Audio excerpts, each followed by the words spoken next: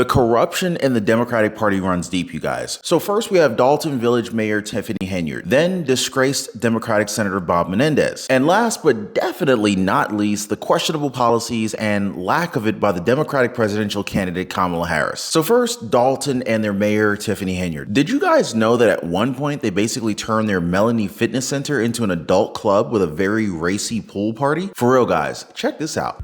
The Melanie Fitness Center in Dolton has a large pool and exercise room, and last month, the taxpayer-owned facility was used for a racy adult pool party. Among the featured guests, a dancer named Lonnie Pop. Wow. Your reaction when you first saw this video? I couldn't believe it. They was making it rain on her derriere with $1 bills. That type of activity belonged at a strip joint or at a private club, not in a village-owned and operated building. The fitness center manager rented the space to promoters for $500. Stubbs and other village officials say they were never consulted. The party should not have went on. Dolton trustee Dwayne Muhammad chairs the fitness center committee, and his son is the general manager. Muhammad says there was nothing illegal or even improper. It was a pool party, and with a pool party, people have on bathing suits. And that's how young people dance nowadays. So you cannot censor how people dance at a pool party. The promoter says no alcohol was served at the party, and the cash bar ad was a mistake. He defended Pop's routine, adding that there was no nudity. Thank you. End of my report, ma'am. At the board meeting tonight, a video of the pool party was shown, and trustees moved to ban all adult pool parties at the Melanie Center in the future. Why would we want to put a black eye on this village for people to look at across this state? And everybody here probably agrees that it's wrong, and all we got to do is stop it. Needless to say, taxpayer facilities should not become what is essentially a strip club at night. I know they say it ain't tricking if you got it, but still, the fact that we even have to say this is ridiculous. Don't they have privately owned strip clubs? I mean, this is just beyond ratchet. And the fact that this was in 2016 and later on Henyard was voted mayor, it just kind of makes you think Henyard was never quite on the up and up. You know what I mean? That maybe the Dalton mayor was manipulating the people from day one. A political leader manipulating voters from day one? That kind of sounds familiar with the presidential elections right around the corner, doesn't it? Well, more on that later. But first, let's get into this whole Dalton controversy just a little bit more, because former Chicago Mayor Lori Lightfoot was appointed to investigate the village at the direction of trustees fighting back against Henyard. One other thing she found? $43,000 spent on Amazon and just one credit card charge. And that's just one of them. Here, check it out. Chicago's former mayor hired to investigate a current South suburban politician surrounded by scandal. I know how I felt when I started seeing these numbers. So I can imagine how all of you are feeling after all this time being in the dark.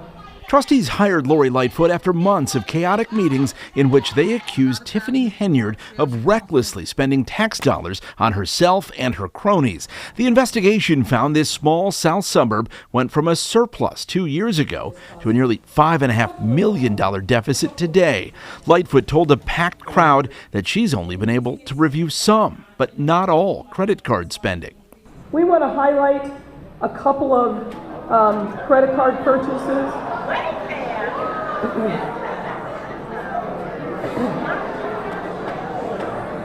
You're having the same reaction that we did when we saw her. Lightfoot questioned 3 Amazon purchases in a single day, totaling more than $43,000, an unexplained Wayfair purchase of $7,699, PayPal money transfers, and gift cards, all charged to the village. I am in the White House. Lightfoot also noted Henyard's well-documented taste for travel, paid for by both the village and the township. WGN Investigates uncovered $67,000 in unexplained travel in just 4 months by Henyard and her allies, some of it first class, and included a more than $9,000 stay at a Four Seasons. Henyard's former chief of staff in Dalton told us last January the mayor spent taxpayer money freely.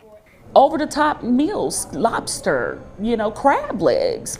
She liked the good stuff. And when you were with her at these meals, was government business discussed? No. Y'all forget I am the leader. They want to hear from the mayor. Henyard frequently shouts down her critics, claiming she's the leader. I ran to lead, and you guys keep wanting to tell me what to do. We're not doing that.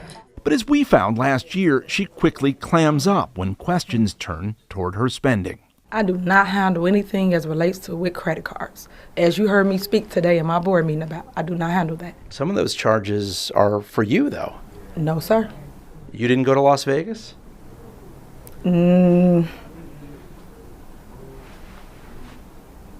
What is that? No comment. You don't know if you were in Las Vegas? Of course I do. Were you?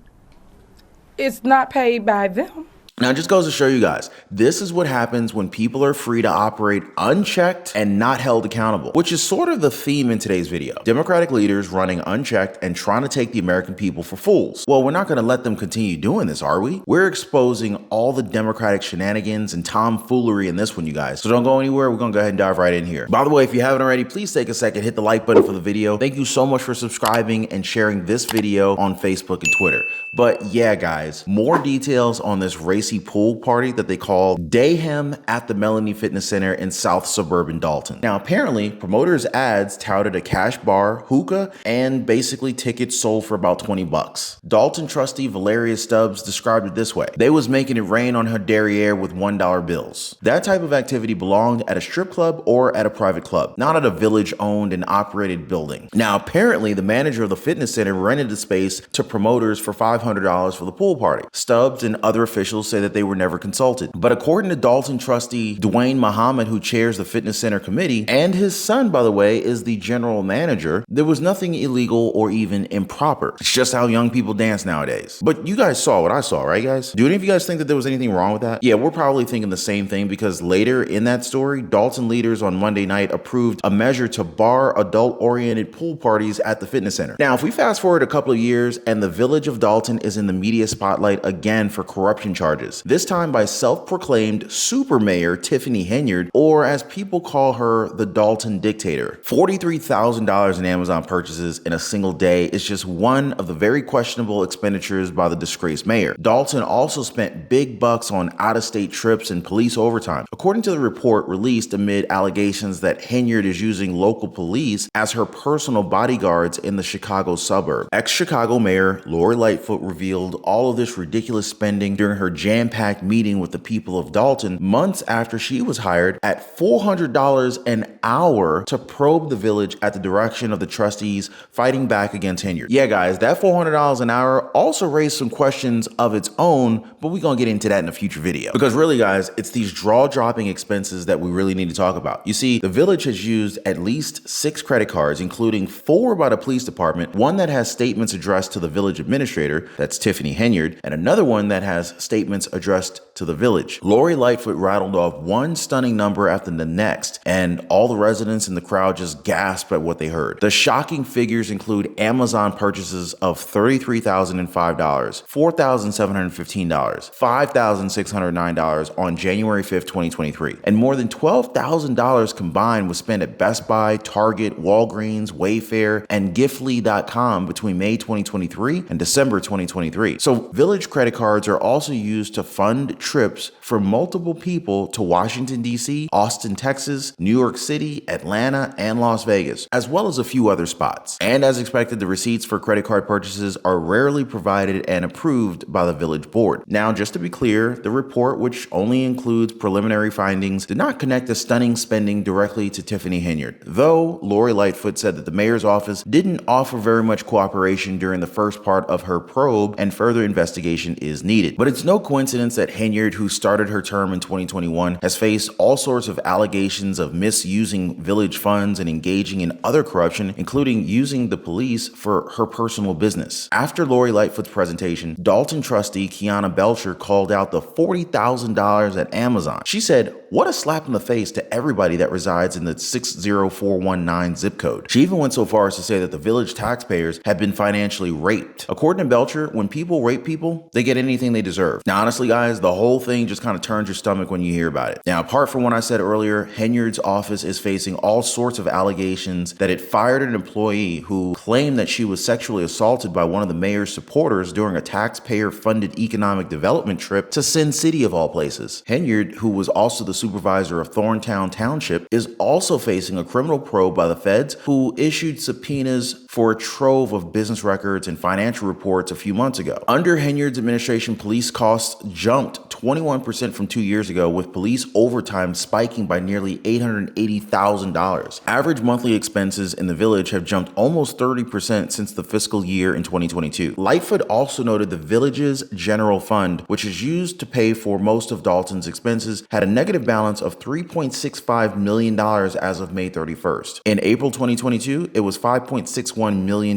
in the black. And since March 2023, the village has struggled to pay all of its monthly bills with the cash it has. Just this week, village trustees voted to cut off access to village credit cards to Henyard and other officials in a blow to her power and in hopes of keeping the village purse strings a little bit tighter. One of the attendees, a local woman, best described it saying, "She's just so disgusted with what's going on with this village." And to think Henyard ran under the Democratic Party. Could there be something else here? Well, we're going to talk a little bit more about that in just a little bit. But first, a quick reminder, guys, if you guys are liking the video so far, don't forget to show us some love, hit the like button, subscribe to the channel, share this video. Totally appreciate you guys. But next on the docket, disgraced Senator Bob Menendez, the 70-year-old New Jersey Democrat, was convicted of 16 felonies for taking payola in exchange for using his powerful seat to meddle in investigations of 3 businessmen and the governments of Qatar and Egypt. And I'm pretty sure it was no coincidence that Menendez announced his plan of stepping down on August 20th, which is payday for Senate staff and members. The 3-term senator collects a $174,000 annual salary and would have been eligible for nearly $140,000 a year plus health care when he retired, if not for a law that forces convicted lawmakers to lose out on retirement benefits. Menendez also dropped out as the independent candidate in the 2024 Senate race last week. That basically clears the way for Democratic frontrunner Andy Kim to likely take over his post. Now, apparently, according to sources, Menendez was hoping to remain in the race and use it as a last bargaining chip to broker a pardon or reduced sentence with President Biden before he leaves the Oval Office at the beginning of next year. Authorities discovered quite a stash in their Englewood Cliffs home: $486,471 in cash, a Mercedes-Benz convertible, 13 1-kilogram gold bars, and more, all pointing to alleged bribes. And when the legal heat turned up, Menendez lawyers weren't above throwing Menendez's wife, Nadine, under the bus, saying she had kept him in the dark about her machinations with the business pals. Nadine, who's facing similar charges, has had her trial postponed due to cancer diagnosis. Post-conviction, Menendez found himself pretty much alone in the Senate. Nearly all Senate Democrats, including key figures in the New Jersey and Majority Leader Chuck Schumer, pressed him to step down. And much like his political party, when the going got tough, Menendez leaned on identity politics. As the first Latino chair of the Senate Foreign Relations Committee and a son of Cuban immigrants, he suggested that his indictment was motivated by bias, unable to accept his ascent from humble beginnings to a U.S. Senate seat. He said those behind this campaign simply cannot accept that a first-generation Latino American from humble beginnings could rise to be a U.S. Senator. Now again, another reason why people are saying that the word racist is starting to lose its meaning. And hey, let's not forget about the Democratic presidential candidate herself, Kamala Harris. For all her talk about hope, joy, and change, she really hasn't given us much as far as concrete policies go. The media has not asked her a lot about her stances, her vision, and philosophy, and candidate Harris has been less forthcoming thus far than compared to her 2019-2020 campaign, when she talked about a single taxpayer healthcare system, the Green New Deal, and the banning of fracking. Here's what she has mentioned so far: a ban on price gouging, whatever that means, for groceries and food, a $25,000 subsidy for first-time homebuyers, a $6,000 child tax credit for the first year of a baby's life, and a governmentally imposed cap on prescription drug costs. Personally, it sounds like she's just trying to buy votes at this point. The ban on price gouging is one that's been turning heads, especially since it's gotten a lot of criticism from all sorts of places that you wouldn't expect, kind of like the Washington Post and even CNN. They have a point. Given the Federal Trade Commission